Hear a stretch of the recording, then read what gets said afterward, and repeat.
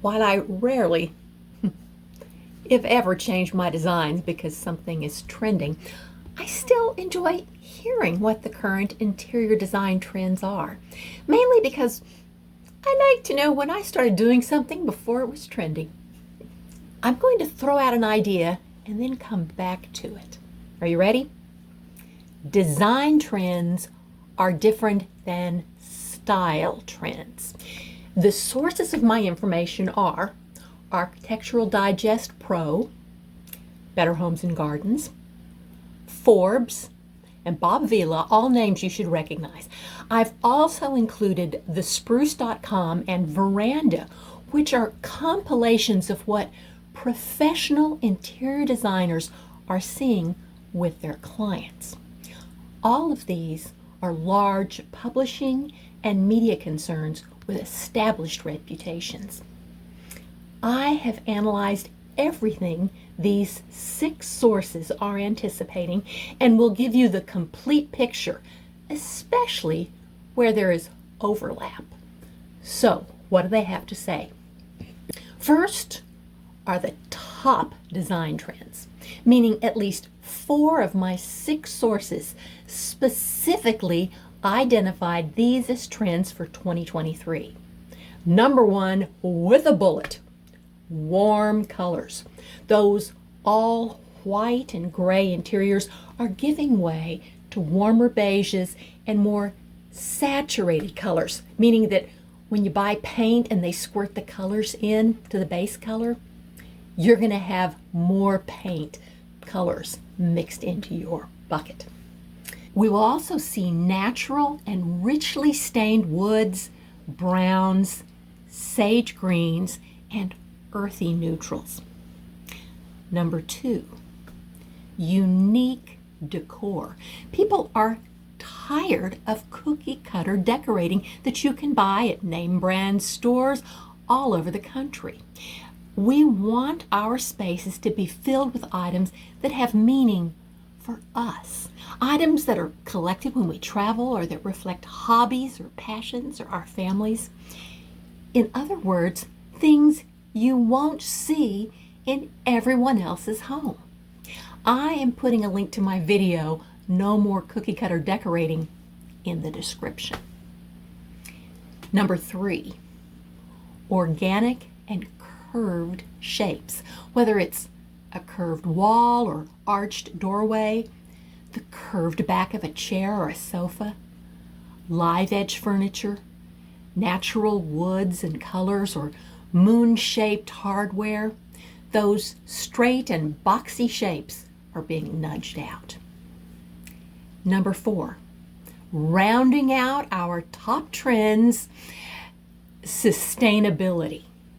Although this is the last of the top 4, it is the biggest and broadest category. Sustainability can mean using materials that are responsibly sourced, like bamboo, or eco-friendly. It can also mean upcycling or reusing furniture and materials rather than buying fast furniture that you'll replace in a few years because it's no longer on trend and was not built well enough to survive in a single move. As consumers, we are now expecting our homes and furnishings to last. True sustainability means not sending things to the landfill. If you like hearing the trends, hit the like button. The next tier are design trends that show up in 3 of my 6 sources. Number 1, thrifting. People of all ages are hitting thrift stores in record numbers, finding unique furniture and decor that they can upcycle for bargain prices. If you have not yet seen my video on thrifting, I will link it also in the description below. And if you've not started thrifting, you're missing the party. Number 2, irregular and imperfect items. Whether it's natural materials like knotty woods or a thrift store purchase that has scratches and chips, people are accepting organic creations and the patina of age. Number 3, layered lighting. In addition to the old overhead light, there is continuing focus on all types of lamps and task lighting to create moods and facilitate work. Number 4, plants. I don't see how this could be considered a new trend when it's something people have done since the invention of the window. Maybe it's because there are some new and interesting plants, so be on the lookout for different plants and work on your green thumb. Number 5, dark academia. I love this style. Check out the video on my dark academia library if you want to know more about the style. This is the first style I've mentioned, but it's not the only style that's trending, just the one that was mentioned by 3 of my sources. That doesn't mean it's the only style that's trending. I'll get to the others in a minute. So you know how I'm using the words. A style is a recognizable look, usually with a name. A design is how a space or object functions or is used. So the very same design can be readily translated to multiple styles. Now, this third category is design trends that are listed explicitly by 2 of the sources. But don't let that fool you into thinking they're not as strong. See if you agree with me. First, craftsmanship. When people have a choice and the money to pay for it, they often want superior quality in their construction, their homes, and their furnishings. Fast furniture is the antithesis of craftsmanship, as are mass-produced starter homes. Number 2, heirlooms. Family pieces that have lasted for decades are being valued by a new generation for their superior quality and sentimental value. Number 3, dramatic, moody spaces. Dark academia falls into this category, but this design trend is extending to other styles. Number 4, patterned wallpapers and fabrics. Again, a design trend that can be applied in several styles, which leads me into the next idea. Remember, design trends are different than style trends.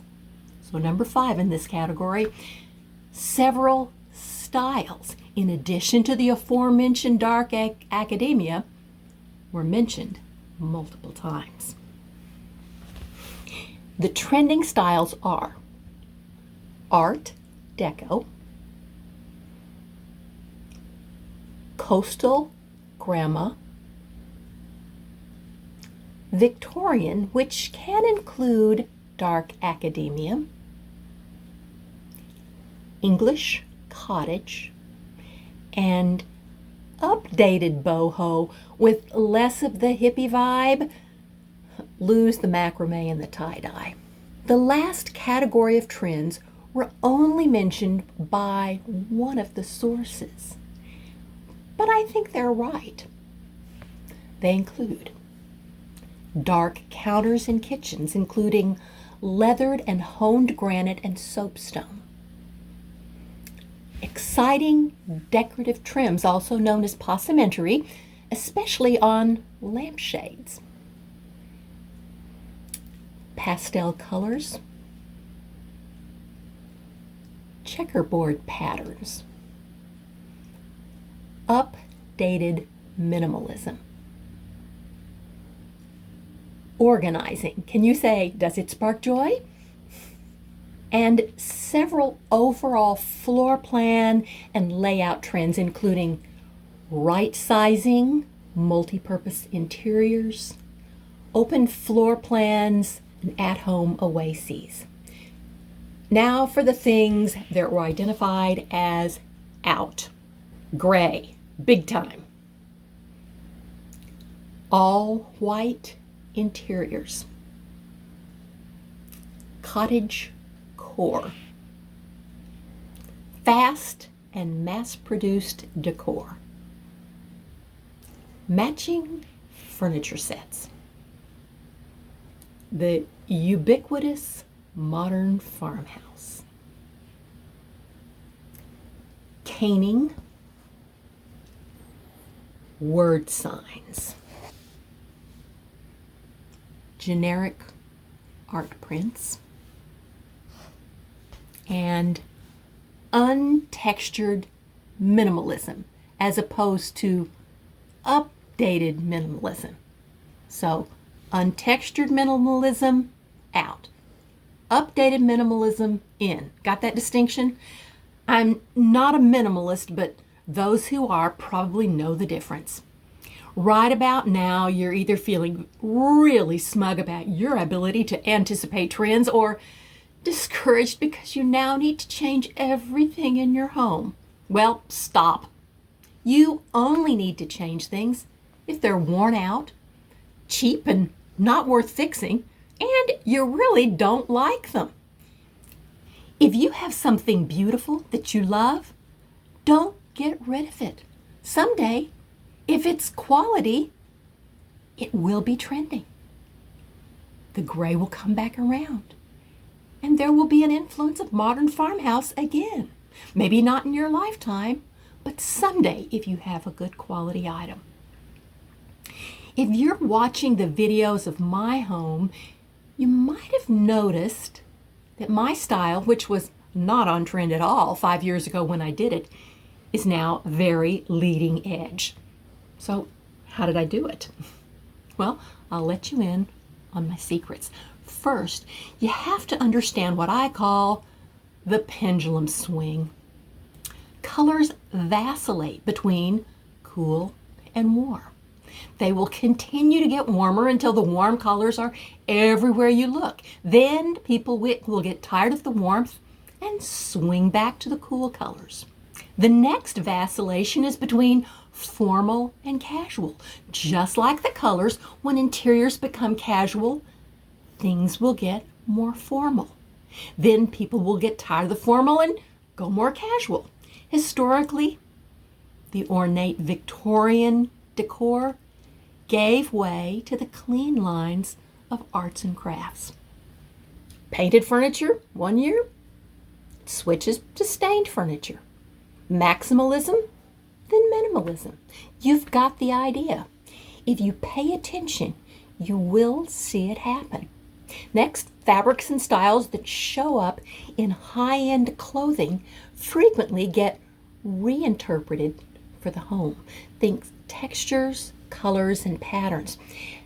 That's where you look to anticipate new colors. For style inspiration, just like on the catwalk, designers look to the past for inspiration. That's why you see fashion design and interior design coming back around to reinterpreted vintage designs.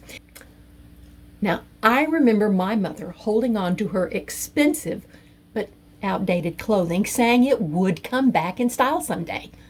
Sometimes things had to be reworked, but she was right. My favorite example of that was a little black cocktail dress from the early 1960s. It hung under a dry cleaner bag in the back of my mother's closet for over 40 years until my daughter pulled it out and wore it to prom 1 year. The reaction was so tremendous that she wore that little black cocktail dress to formal dances all through college, and it still hangs in her closet under a new dry cleaner bag. And that's why you don't need to follow interior design and style trends. If there is a good idea, design or style that really works for you, do it. Otherwise, find your own unique style.